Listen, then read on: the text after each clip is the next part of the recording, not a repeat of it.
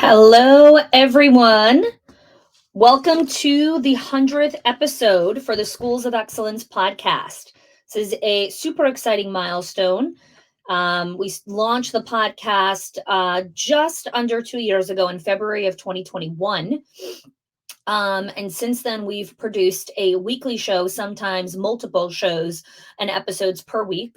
And so today we're celebrating our 100th episode.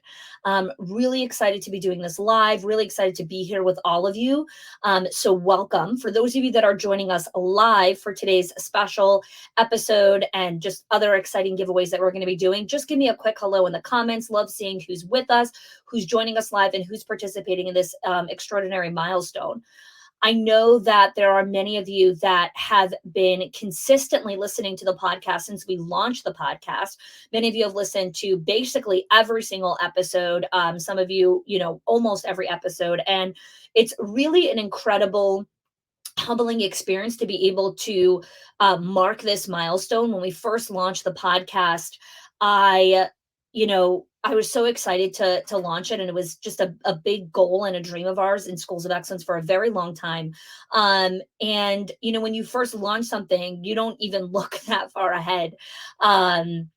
It's kind of like, okay, these are the goals. This is where we're getting started. But celebrating 100 episodes with you guys here live today, I'm really, really grateful. So before I dive into what today's topic is about, what the episode is all about from a content perspective, I want to walk you through just a couple of components of why today's special. So for those of you that are joining us live, make sure to stay on live with us till the end, because at the end, we have some really exciting giveaways that we're going to be giving away for those of you that stay till the end.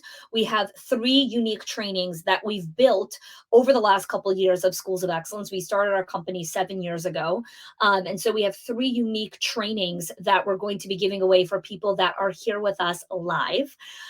We have our confidence and resiliency training, which is something that we built during COVID. It's a unique training for your staff and how to help them build their own confidence and their own resilience.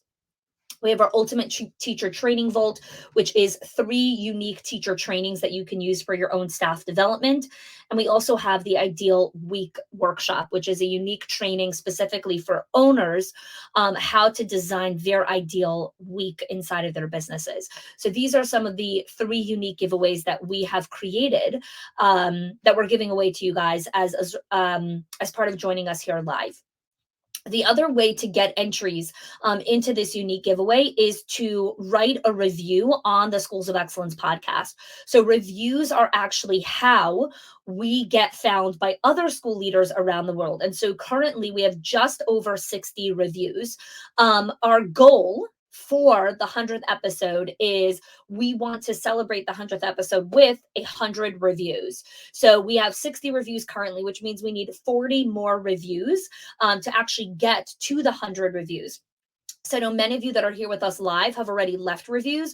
If you have, please go into the iTunes app on your phone and screenshot your review and post it inside of here so that you can be entered in for this special giveaway. If you have not had a chance to rate and review the podcast, you can still do that throughout today's show and beyond. So if you write a review, my team is watching the reviews as they're coming in, and they will screenshot it and you will be entered in for the giveaway as well. So while you're here with us, would love if you can help us get to our goal of 100 reviews to celebrate our 100th episode. So thanks so much for joining me here. So many familiar faces. Thanks for being here. Today's podcast episode is called the 3 M's, the 3 M's that create stability and security for your team.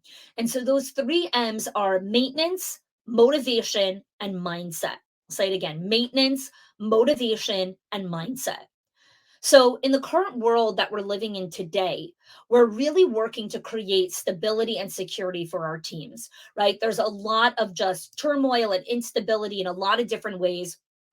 And so we really want to create stability and security for our teams, right? So just give me a yes in the comments, especially if you're here with us live, or even if you're watching the replay after. Just let me know if that's something that you want: stability and security for the team, stability and security for yourself, that you could create for the team as a result of having it for yourself. Um, no, you don't have to leave a review for a specific episode. You just come into the Schools of Excellence podcast, and then you scroll down and you'll see you can leave, just write a review, and then you jump in. Awesome. So some of us are fully staffed right now, and some of us are still struggling. Some of us see the light at the end of the tunnel.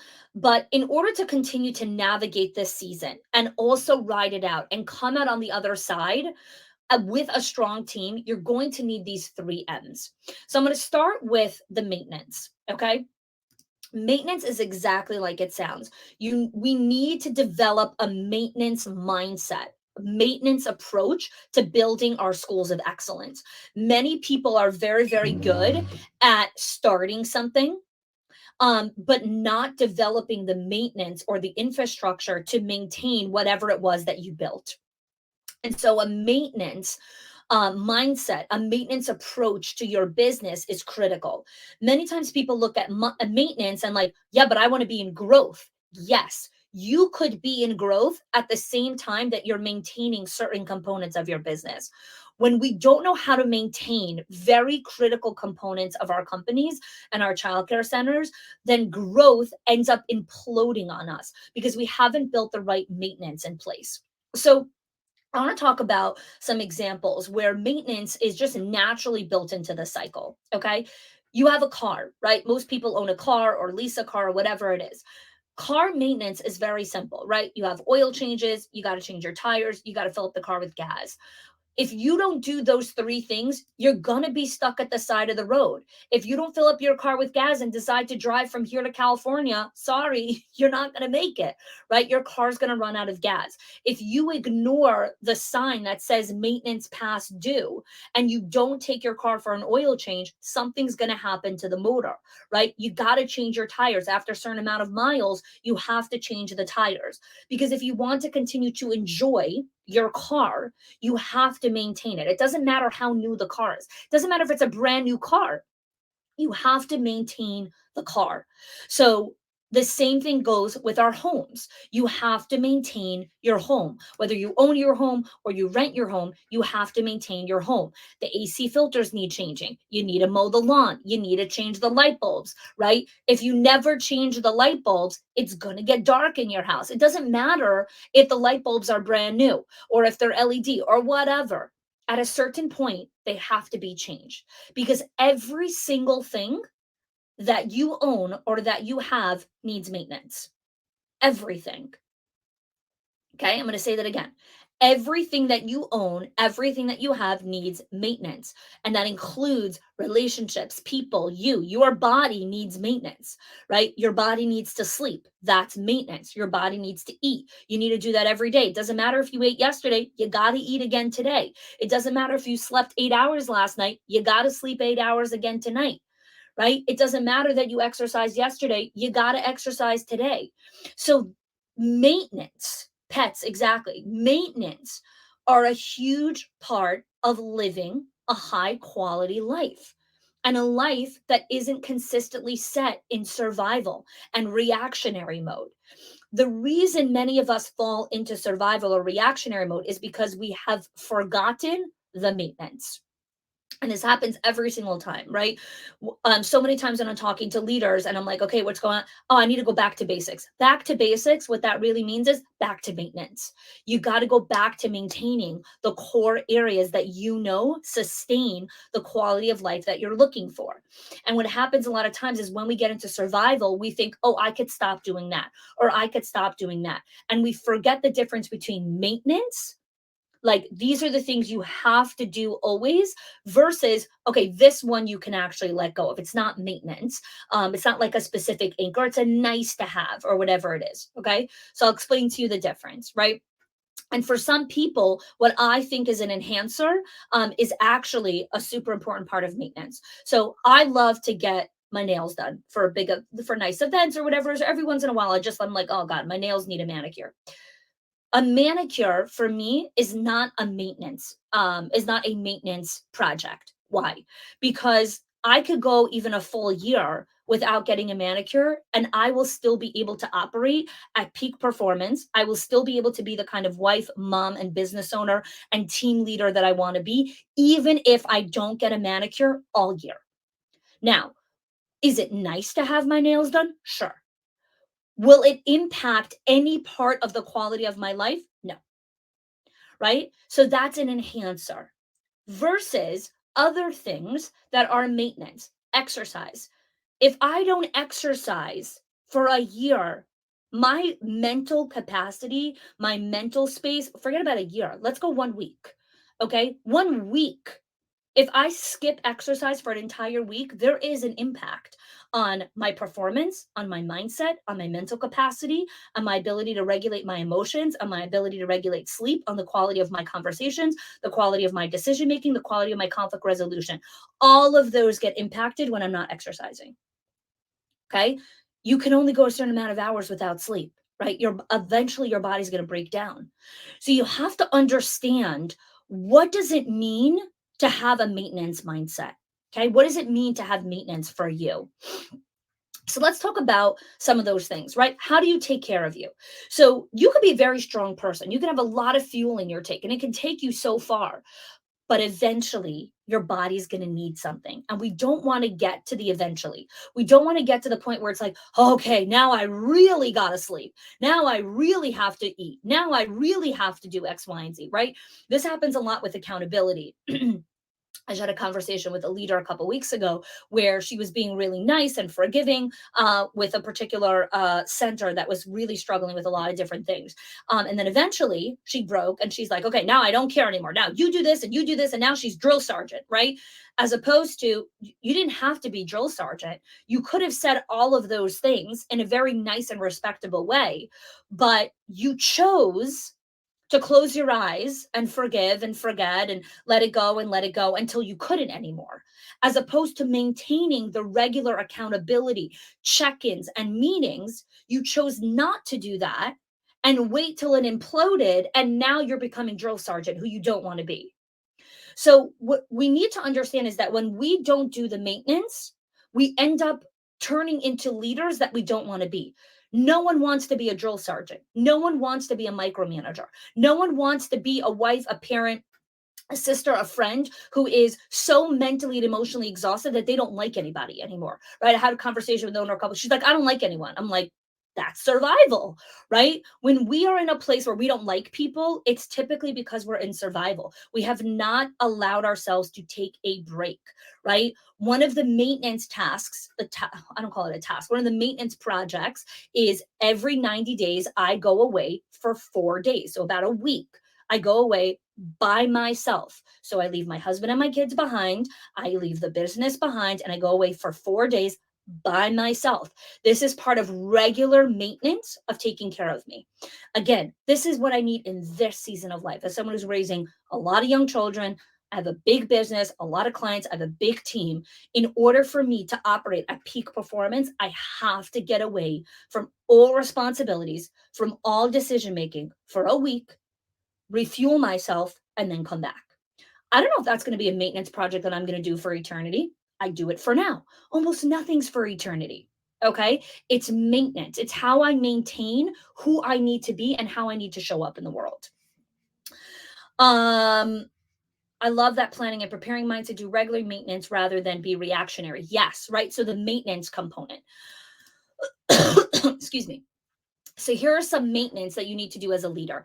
Number one, exercise, sleep, eating at least one healthy meal per day, drinking water, reducing distractions or social media, play, going out and having a hobby, doing something for yourself.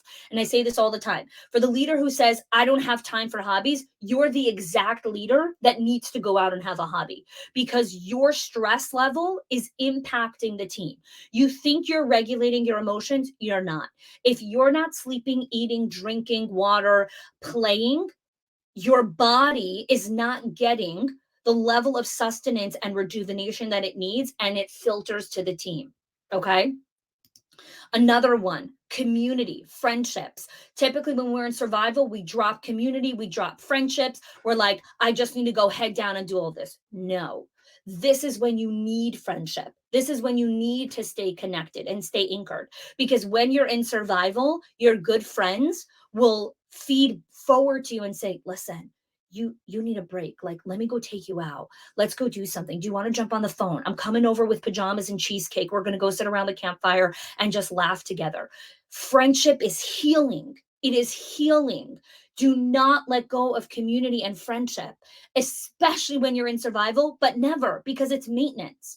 Having friendship is part of maintenance of operating at a peak performing level. Ask any person who's operating at their peak. They will tell you they're in community, that they have really good friends. Okay, let me look over here for a little bit. When we do not like anyone, we're in survival. We just asked ourselves this question in our newsletters. What are the physical and mental signs in ourselves that we feel overwhelmed and burnt out? Yeah. For me, one of the signs when I'm burnt out is when my mind gets into the all or nothing. So one of the signs of survival is the all or nothing mindset. It's always going to be like this. It's never like this. It's always been that way. It's never going to change. I'm always struggling. It's always been a hard. There's too many obstacles. I can't pull myself out of that.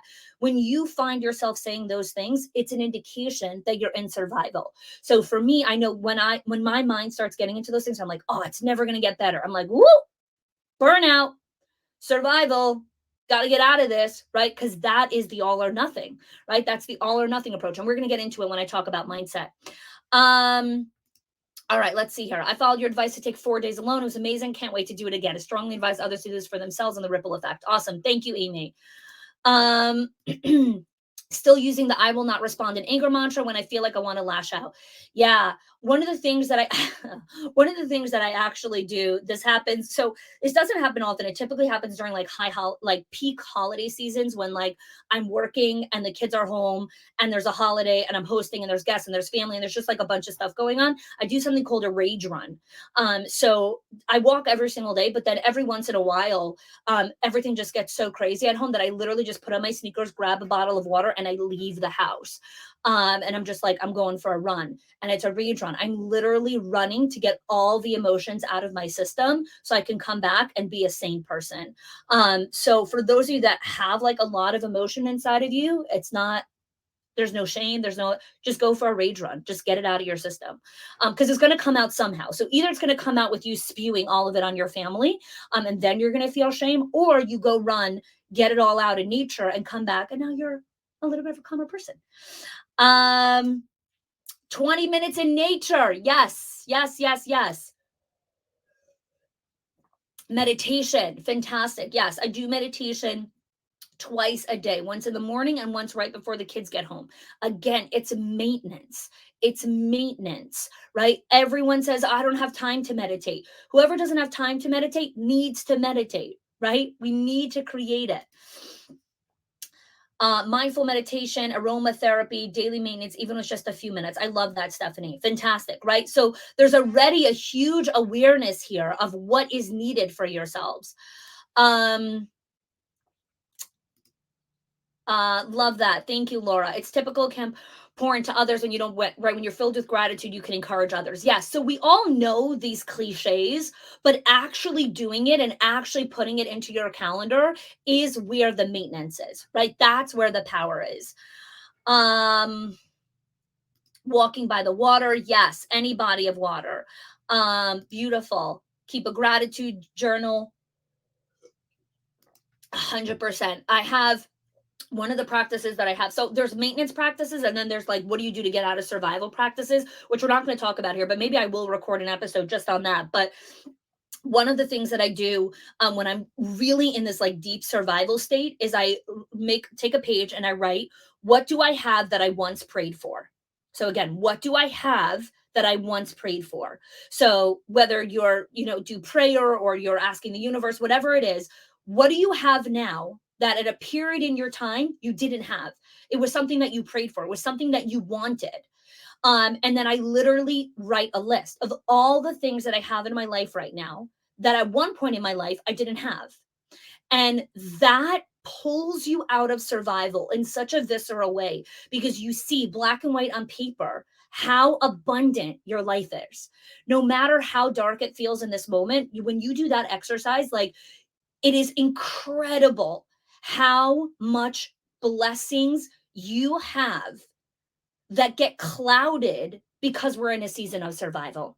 Um, so that's one of the strategies that I do. But just put a thing in the comments, survival strategies, if you would like us to record an episode specifically on the strategies that I use to pull myself out of survival. Because let me tell you something, just because I teach about maintenance mindset, I teach about how to, get ourselves taking of self-care, I do all those things. It doesn't mean that I don't have seasons where my mind gets into survival. I'm human, right? It doesn't mean that I never get burnt out. Of course I do. I know how to pull myself out faster, right? And so that's what you're going for. It's not the all or nothing, right? It's not like, oh, I never get burnt out anymore, or I never fall into survival, or I never get overwhelmed. That's horseshit. Everyone does. You need to know how to pull yourself out faster. The goal is it's not never go back into survival. It's how do you get out of it faster? Okay. Lovely. Okay. Lots and lots of comments for that. So that's fantastic. Awesome. This is an amazing, amazing audience. Thank you so much for being so engaged. I love it. Love the comments. Great. So let's go in now. Before we go into motivation, I just want to tell everyone, whoever came in middle, we are live here. We have some giveaways that we're going to be giving out at the end. So make sure that you stay on till the end because we're going to have some special giveaways. And then also leave a review on the Schools of Excellence podcast. We currently have just over 60 reviews, and we're looking to get 100 reviews to celebrate the 100th episode. So we need your help to do that. So as you're listening to this episode, if you haven't left us a review, if you can jump into iTunes and rate and leave us a review for the podcast. Awesome. Let's go to our next one. Okay. Motivation.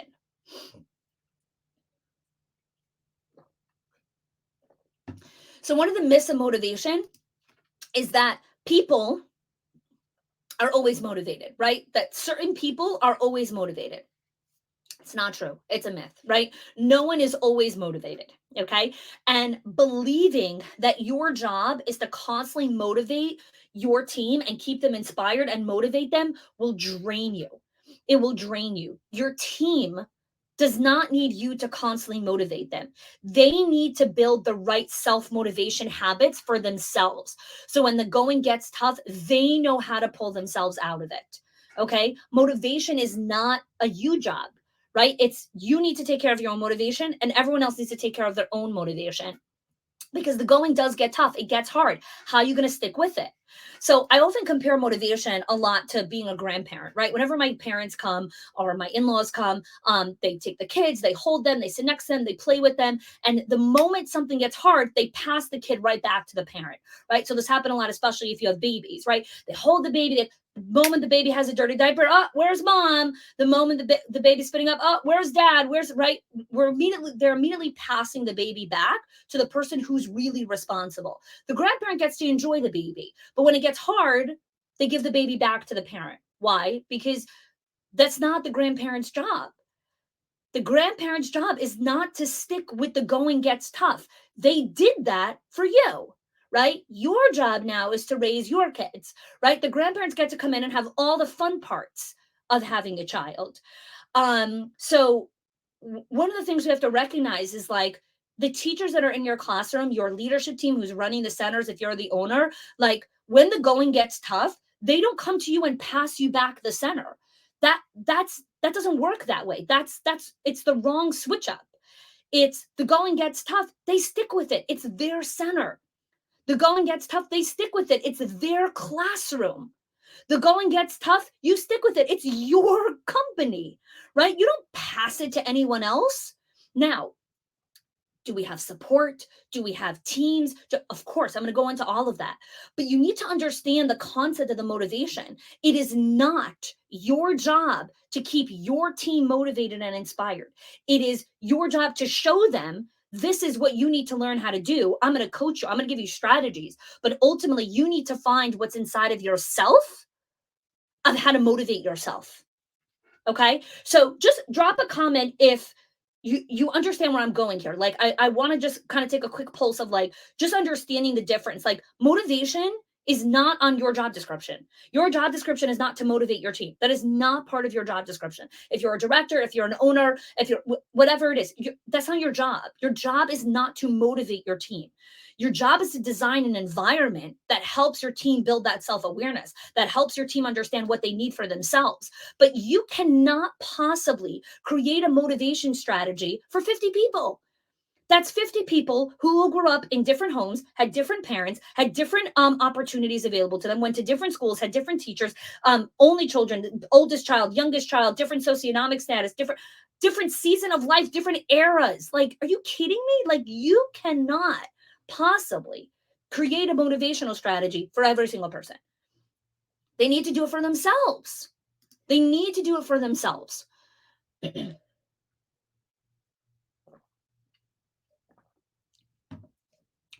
So, what is one of the ways that we help our teams understand how to stay motivated? Well, the first thing is I want to teach you is you're not always going to be motivated. There's going to be days that you're not motivated to come in, to do the hard thing, whatever it is. Do it anyways. Right? So this is one of my things when I'm recording a podcast episode, when I need to do a coaching call, whatever it is. Do you think I'm always motivated to record a podcast episode? Of course not. It would be obscene for anyone to think that someone who's doing something for the long haul is always going to be motivated every time they need to do it. I'm not. It doesn't matter, right? There's a time block I need to record an episode. Great. I jump right into my groove. I have my groove that I get into. And once I'm in it, I know 10, 15 minutes in, that's it. I'm good, right? I'm good. Some days I'm more motivated than others. It doesn't matter. I made a commitment. I record a weekly episode. I'm going to do it. So some weeks I'm more motivated than others. It doesn't matter. I'm doing it anyways. I do it anyways, right? So some people be like, oh, but then the episode's not going to be as great when you're more motivated. No, the groove is the same, right? The way for me to get into my process of recording the episode is the same. So I follow my process, right? Follow the process. Some days you're going to be more motivated than others, but work the system. Work the process that you've created to get into your groove for whatever it is that you committed to, right? For moms that are here, are you motivated every single night to cook dinner? I'd like to meet a mom that is motivated every single night to cook dinner for their family for 20 years. Okay. You're not cooking dinner every night for a month. You're cooking dinner every night for 20 years. Okay. Or 18 years or whatever it is. You're not going to be motivated every single night. You don't need to be. Right. This concept that I should always be motivated to cook dinner. I should always be motivated to do bedtime. I should always be motivated to, I don't know, drive my kids to soccer practice. You don't always have to be motivated or pumped. It's not true. You need to follow that process.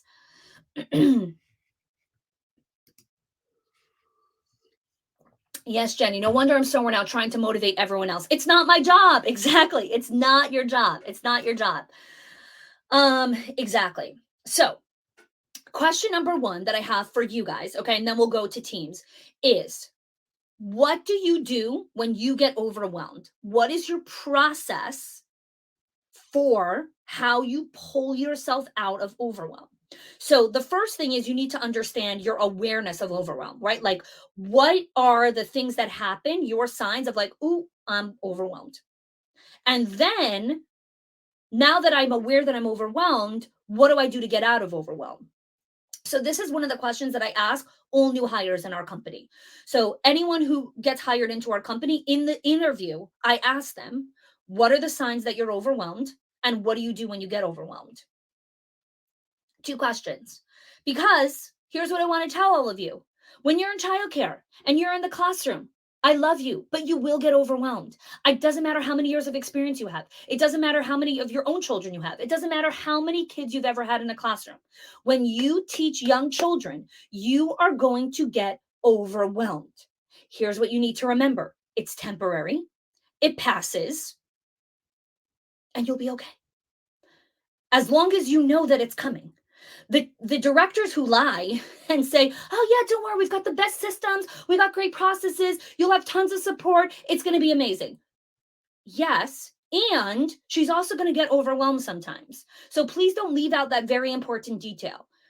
And when you get overwhelmed, here's how we support our people. Here's how we do things here. Here's the structure that we have in place. And then you need your structure of how you're going to get yourself out of overwhelm. Some people need to take a break physically outside for 5 minutes. Some people need to go sit in the teacher's room and drink a glass of water. Some people need to go have a cup of coffee. Everyone's got their thing. Okay. So when I get overwhelmed, I make a list of what's hanging over my head. I start tackling the big tasks, which most often are not nearly as big as I think they are. Yes, exactly, Laura. So great. That works for her, right? When I get overwhelmed, I don't make lists because I don't like lists. What I do is I go for a run. I just go and clear my head. Then I come back and I'm like, okay, like, what do I need to do here? Mandy does some time components, right? Like I'm going to readjust my calendar, right? Again, look at the awareness, right? So we're talking, this is fantastic. We're talking here about the action steps that you take, right? When I process, take a deep breath, look at my calendar. My calendar is key. Close my door, take some breaths. Yes. But first, I want you guys to answer the first question. What are the signs that you're overwhelmed? What is happening inside of you that is telling you, ooh, I need to do a calendar adjustment. Ooh, I need to go take a bath. Oh, I need to go take some breaths. What is happening? Okay, Kelly, brain fog. Okay, that's her sign. Brain fog is her sign. She's overwhelmed. Feeling paralyzed, can't make decisions. Thank you, Lindsay. Anxiety over things I can normally answer easily. Yes, thank you, Allison. Good to see you, Allison. Um, when I can't focus on anything, I realize I'm in overwhelm, step back. So again, your sign is I can't focus. It's lack of focus. You have a lot. Oh, can't breathe. Less patient with things I usually have patience for. Yes. Short with people. Lack of empathy. Yes. Thank you for your honesty. Become critical of others and myself. Um, Sluggish and unmotivated, anxiety in my stomach area. Yes. Knowing where the signals are in your body, huge. Feel like I'm spinning out of control. I hate everyone. Yes. And this is so true because I was talking to an owner. I was saying, I just said at the beginning of the show here, right? Like, I don't like anyone. Huge sign that there's overwhelm, right? I don't like people. Everyone go away from me. Less patience than usual. Yes. Heaviness in my chest. Yes. Yes. Can't concentrate on tasks, right? Look at all of these over here, right? And again, if you are struggling with that awareness, like this list might help you by like, oh yeah, that's what happens to me, right? That is the awareness. And then so many of you already wrote the what's it called, what you do, the antidote to that, right? The greatest gift you can give your teams is help them build this awareness, right? In your next staff training or in your next one-on-ones, for those of you that do one-on-ones with your teachers or your leadership teams, asking them this question, inviting them to think about this. What happens when you get overwhelmed? What are the signs? What are the signs? They're usually very typical, right? Like this list is a great list. You could just take this list, put it on a piece of paper, and then bring it to your staff and say, all right, highlight. Sometimes teachers need some really concrete things. It's very difficult for them to kind of think in this kind of capacity. No problem. Take the list from here, put it on a piece of paper. Everyone come with a highlighter. Highlight 3 things that happen to you when you get overwhelmed. Now you're slowly helping them develop this level of self-awareness, right? Self-awareness is a master skill. It is very difficult to cultivate, but it can be done. This is one of the great ways to do it. Right. And then after they have this awareness, they're like, okay, so I start spinning out of control. I start yelling at the kids. I get critical of my co-teacher. I don't like my boss. I don't trust anyone, right? Different things. Okay, great. And now, how are you going to get yourself out of overwhelm? Because here's the other thing that people need to understand connected to motivation: self advocacy. You are in charge to get yourself out of overwhelm. Not the government, not your boss, not the savior. There's no one saving you. You need to get yourself out of overwhelm. You need to learn how to remotivate yourself. If you are always waiting for outside influences to save you, to protect you, to take care of you, you can't grow. You cannot grow. You are in charge of yourself. So Overwhelm happened. Great. I'm also responsible to get myself out of overwhelm. Isn't that great? Like I have the key to unlock this overwhelm. I don't have to wait for someone to take care of me. I could do it for myself. I could take myself out of overwhelm. That level of advocacy for themselves is huge. It is greater than any motivational hurrah you give them. It is greater than any raise you could give them, any promotion. When they can learn how to be in charge of themselves, that when they get overwhelmed or frustrated, they can take themselves out of it themselves. You need to get yourself out of it, right? Yes, Alex, I love this. Hello, maturity, right? Welcome. Hello, maturity. Hello, being a grown up, right? You get yourself out of it. And it feels very scary at first because there's there's sometimes a lot of emotional immaturity, and it feels sometimes like really there. But if I tell them that they have to do it themselves, then they're not going to work for me. Then I'm going to lose staff. You're going to lose the emotionally immature staff, and you'll get the emotionally mature staff. You'll attract the staff that need to be in your center because they know how to take care of themselves.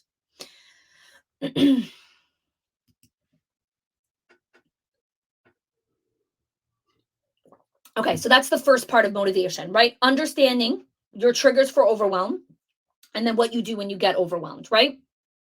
Let's talk about the next thing when it comes to motivation, rewards. Okay. One of the things with motivation, when we think it's our responsibility, is we think we need to constantly be rewarding and motivating the team to do things, right? So, oh, let's do this hurrah, and let's do this thing, and I'm not against hurrahs. I am not against doing breakfasts and fun things. I love doing that. I love buying gifts. I love pampering my people. I love it. Here's the problem with it. Okay. Here's the challenge. There's no problem with it. Here's the challenge. If that's the only thing that you do, then your team never learns how to reward themselves, how to clap for themselves. If they're always waiting for the outside person to clap for them, right? Then they basically never take action unless they know that someone's going to clap for them. Guys, if you want to really do anything that's like meaningful and deep and hard and of significance, you can't wait for people to clap for you. You got to know how to clap for yourself. You have to know how to clap for yourself, right? I tell this to my kids all the time. Like, whenever they win an award or what, I'm always like, and how did you reward yourself? How did you clap for yourself? Yesterday was Yom Kippur, it's the holiest day of the year. So we basically spend the whole day at synagogue, and my son is 12. And he's spent the entire day with sitting next to my husband and praying. And he came home and he was saying how proud he was. Like, he basically said all the stuff in the prayer book, and it was a huge milestone for him because it's a lot of sitting and it's a lot of work. And he came on, he's like, I'm so proud of myself. And I said, amazing. How are you rewarding yourself? Like, how are you going to celebrate yourself that you did something so difficult, right? It's really hard. He's reading it in Hebrew. It's not his mother language. Like, this is hard. And he took a step. He's like, oh, and I'm like, think about it, right? Like, think about, how do you want to reward the hard work that you did, right? I don't want to reward him for it. Like, it's great that he did, and we're so proud of him as parents. But I want him to understand that when I do something hard and I'm proud of myself, I can also reward myself, right? Like, all those components are built into it. So, rewarding yourself. Okay. So, what happens a lot is the reward after a hard day of work ends up being distraction. So, after a hard day of work, I deserve to sit down with a beer and binge Netflix. After a hard day of work, I deserve to do blah, blah, blah, blah. And what if you built in rewards from the beginning, right? What are the hard things that you're going after? The big goals, the big ambitions, whatever it is, how are you going to celebrate? So, my husband just started a new job. And anytime you're starting a new job, there's always challenges in the beginning. And I knew that it was going to be challenging in our household as well, because it was going to pull at different capacities. And so before he started the first day of school, I said, 1 month in, we are going to celebrate. We're going to celebrate a month of your new job. And we just celebrated on Sunday. So we went to a brand new place, super fun, super fun celebration. We decided in advance that we were going to celebrate a month into the school year, and we were going to celebrate very specific things. Like, it wasn't about just surviving, like, it was specific things that we wanted to celebrate. Celebration could be anything you want it to be. Rewards are anything you want it to be, right? The society is kind of built in these things of like, oh, we celebrate the 100 days of school and we celebrate the end of year graduation, whatever. Yeah, we wanted to celebrate a month into school. We made it. We did all the things we needed to do. We continue to support each other as partners. We were there for our kids. You were there for your class. You were there for the families. We're celebrating. So creating rewards is a big part of the motivational strategy. So how do you do this with your teams, right? Well, first, how do you do it with yourself? So I'd love for you to listen to the comments. What are some ways that you currently celebrate or reward yourself? And again, not for the big things. I want to talk about small things. Rewarding yourself for having a difficult conversation that you didn't avoid. Rewarding yourself for doing 3 months consecutive one-on-one meetings, or a month. If you've never done it before, reward yourself. You did a full month of consecutive one-on-one meetings and didn't break any of the stuff on your calendar. Reward yourself for that, right? Like ask yourself those questions. Reward yourself for the things that are hard to do, and that you have to do maintenance, right? You have to do them consistently. That's why maintenance and motivation come together, because we typically only reward ourselves for these big things, but maintenance is so much harder. It is so much harder to do the maintenance than to do the big things. It's easy to enroll 30 kids. It is way harder to maintain full enrollment, right? It's easy to enroll to hire 5 new teachers. It is hard to retain those 5 teachers. So understand that maintenance actually requires way more rewards and motivation than the big goals. Okay. I'm going to jump in here to see some of the comments. How we work with our staff is modeling how we want them to work with kids. We have to really think about the messages we're sending them. Yes, yes. We're going to talk about mindset in a second here. Thanks, Allison.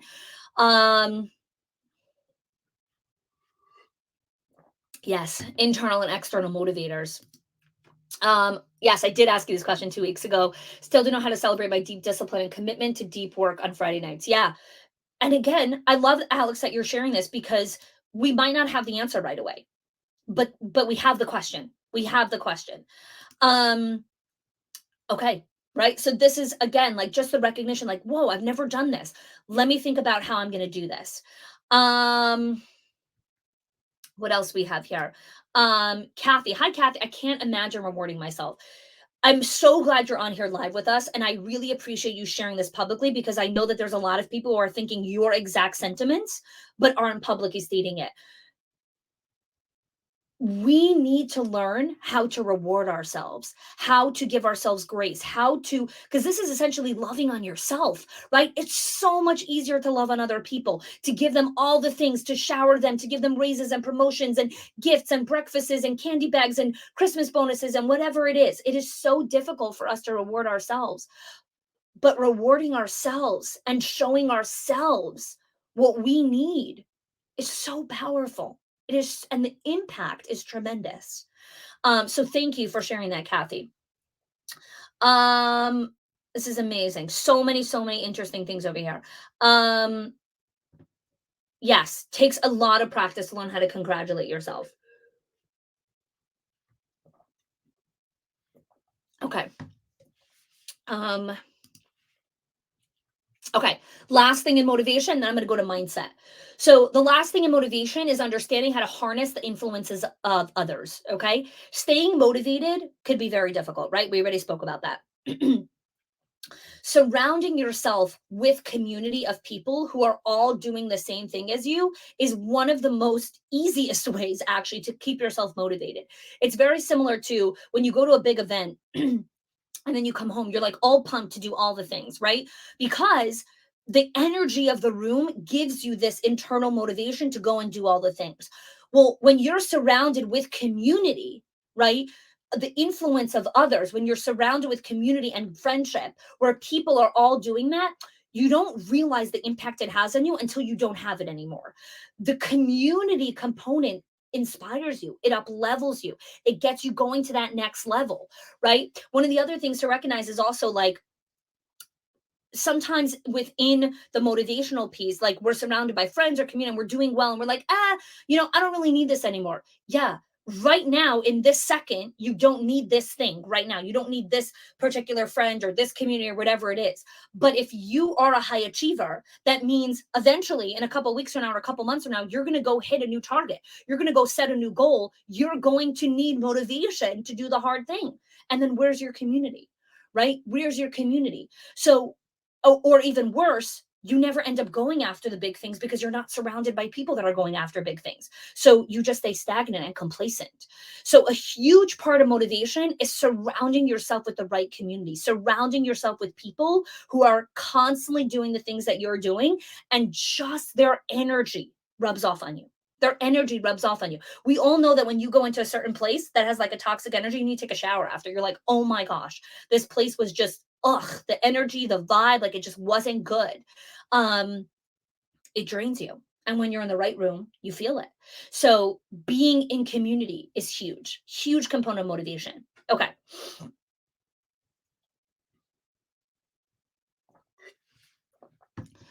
All right. So the last part here is mindset, right? So we spoke about maintenance, motivation. Now let's talk about mindset. So just give me a yes in the comments if you're familiar with Carol Dweck's work of mindset, her book Mindset, Fixed Mindset and Growth Mindset. So I know most of you are. It's a very popular books written, many, many, many years ago. But just curious to see how many of you have actually read it or familiar with Carol Dweck's work. Okay, awesome. Thank you. Okay, so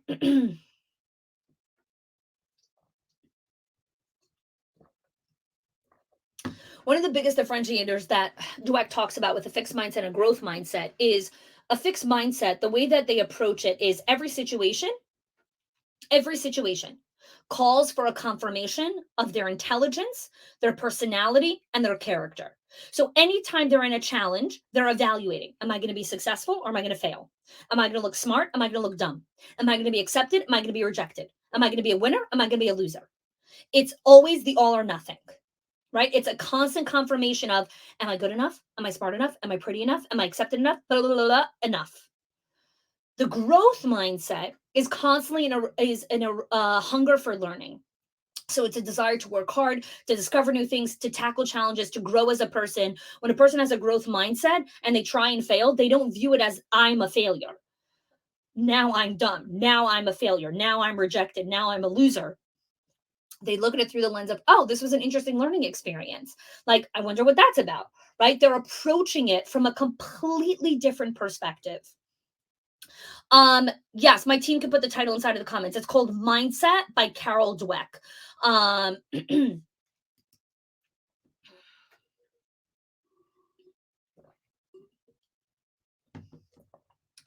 so one of the biggest pieces when it comes to mindset is mindset before mechanics. And I talk about this a lot um, on podcasts and in our coaching calls and all these things. Mindset before mechanics, right? What does that mean? Too many times we're going after the mechanics. We're going after the how to. We're going after, how do I get this done? How do I become more profitable? How do I become fully staffed? How do I become fully enrolled? How do I build a better culture? How, right? It's a mindset before mechanics. It's looking at it and saying, okay, um what is the mindset that I need to approach this? Yes. And then, yes, thank you. Your perspective is your prison, right? This is from, oh my gosh. Um, oh God, I can't believe I'm forgetting his name. One second. I want to quote who that thing is from because I've quoted him before. Jocko Willink. He is a retired Navy SEAL. I just remembered. Thank you. So Jocko Willink, retired Navy SEAL. He has a, oh, my mouse just froze here. He talks about your perspective is your prison, right? And so a big component, oh gosh, what happened to my mouse? Okay. Well, we'll just have to leave it the way it is. And then hopefully it starts working again. So with your mindset, right? Everything Everything is mindset because perspective is everything, right? So when you're approaching a challenging situation and you're approaching it from the perspective of, am I good enough? Are they going to like me? Is this enough? What if this happens? What if I fail? What if this? You're already destined to not succeed at it because the way that you're approaching it is all off, right? And so, oh, there we go. Now this is working again. So, what happens a lot in seasons of survival is we start looking at, how do I take care of myself? How do I do this? How do I, fill the spots? How do I enroll the staff? Whatever it is. When really one of the first questions you want to ask yourself when you're building stability and security for the team is, what is the mindset of my staff? What is their mindset right now? Right? Where are they holding? Do they have an optimistic mindset? Are they generally optimistic? What is the mindset of my average team members in tough times? Does my team feel secure? Does my team feel stable? Does my team feel confident in their future success in the organization? Right? All of these questions impact the quality of their work that they're going to be doing. When a teacher doesn't feel stable or secure, she's not going to be showing up in that way, right? When a teacher doesn't feel confident, she can't do a lot of things, right? When a teacher has a general pessimistic approach where woe is to me and a victim mindset, they're not going to be able to go after these hard things.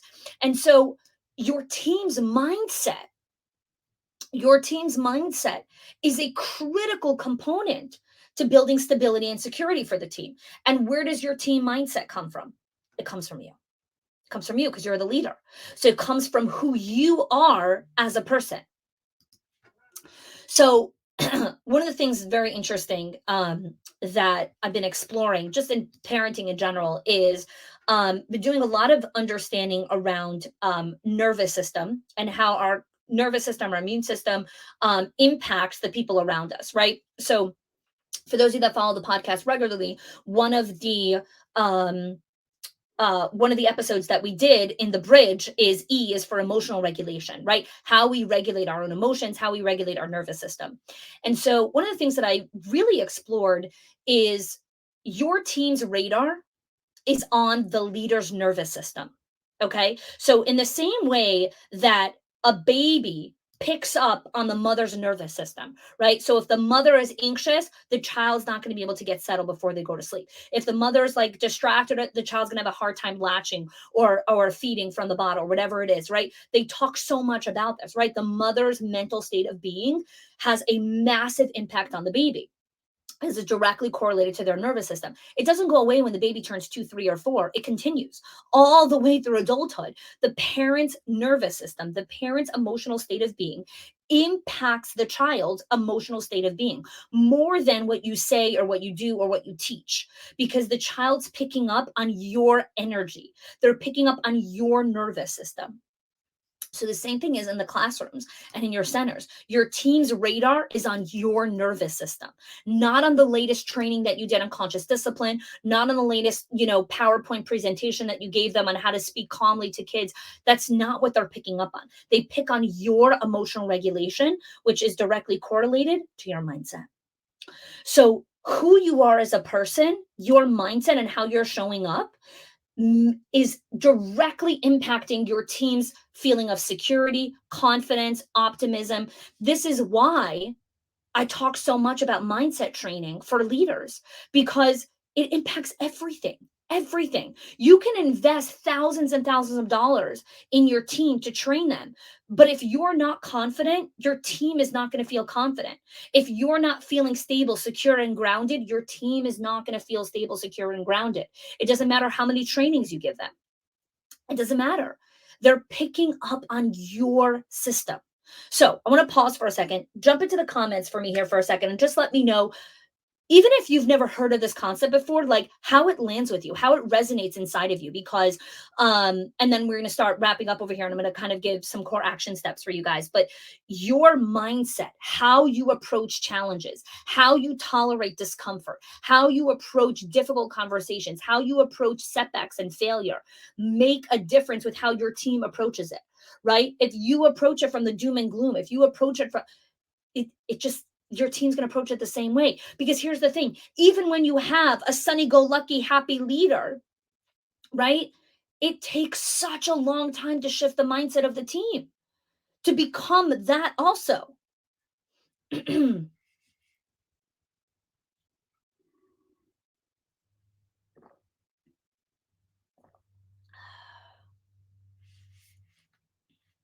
Yes, exactly, right? How the parents approach drop off affects the first days of school. Absolutely. Absolutely.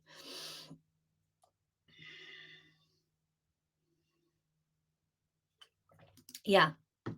Again, your mindset's like a mirror. Who you are is how your team shows up, for better or for worse, right?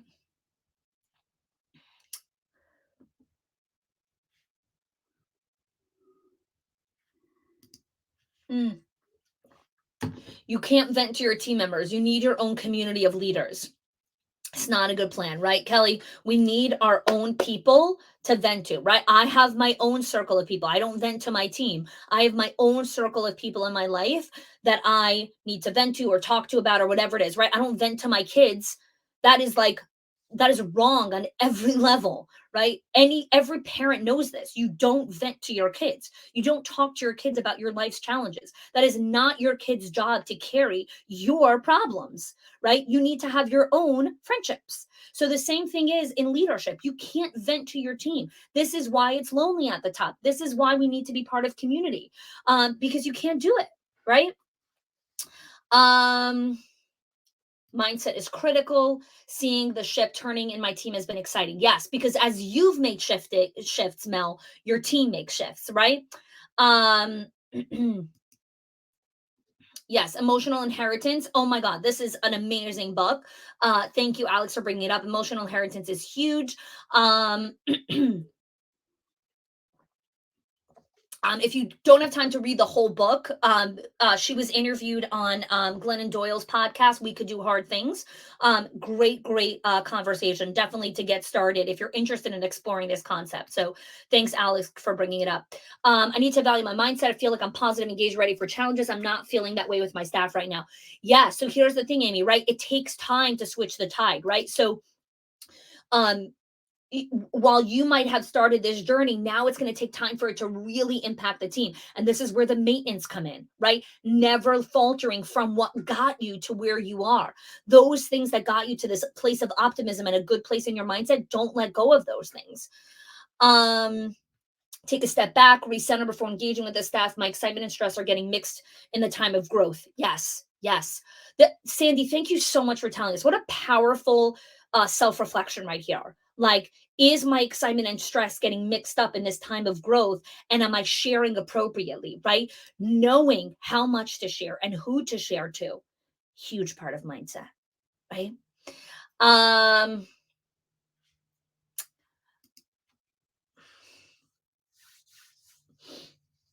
Yeah. Laura, such a good question, right? How do I get my team to stop looking at me for feedback and information?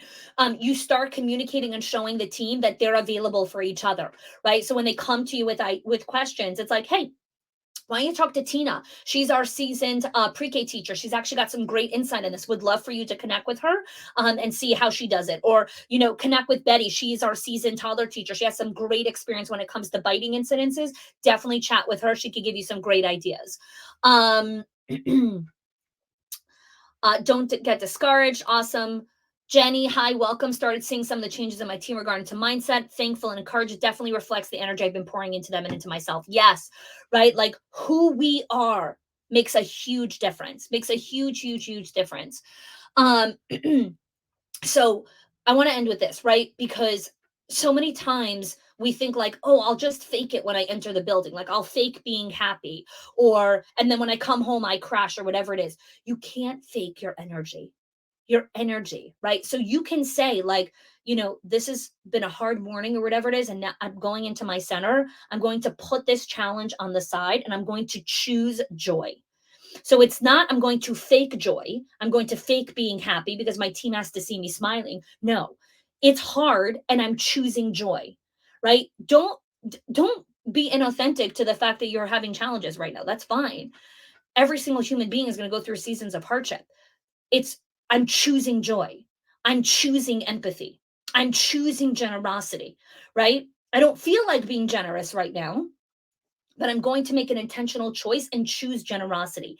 That energetic shift impacts your team. That's where the mindset game is. It's not, I'm going to fake being happy. I'm going to, oh, everything's fine. Everything's not fine. And your team knows that because they feel your nervous system, right? Again, it's a mirror to them. Don't fake it. It's been hard, but I'm choosing joy. I'm choosing to show up happy right now. I'm choosing generosity. I'm choosing empathy. I'm choosing these things. It's such a level of empowerment versus whatever. I have to be happy because my team needs to see that I'm happy, right? It's a totally different thing. Um, yes, Kathy. I have intentions, but stress from so many staff. Yes, again, we all have the best of intentions, and this is where the maintenance comes in of like, okay, how do I maintain so my stress level never gets to a place where I lash out?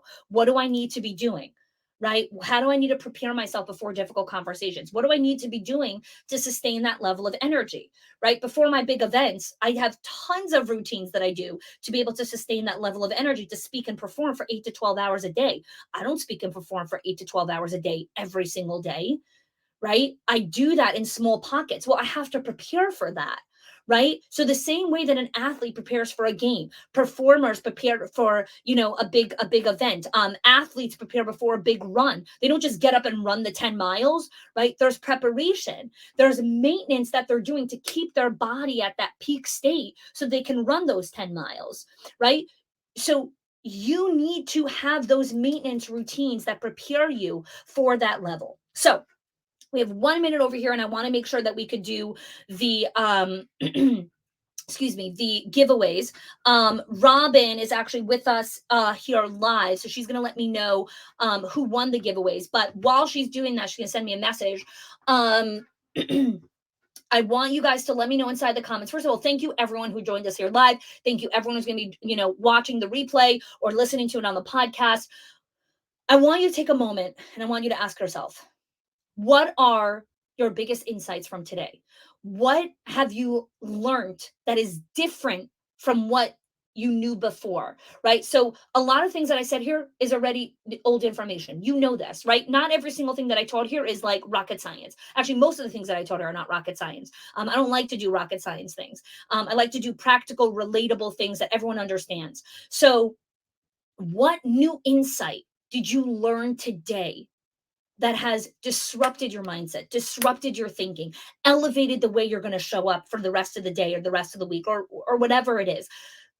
Declare it inside the comments over here, so that you have a better understanding of it, so you take it for yourself.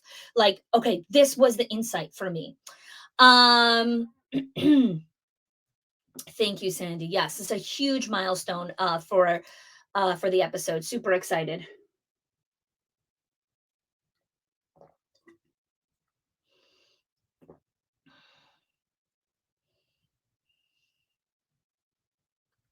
Okay, so exciting. I have the winners. I'm going to announce them in a moment.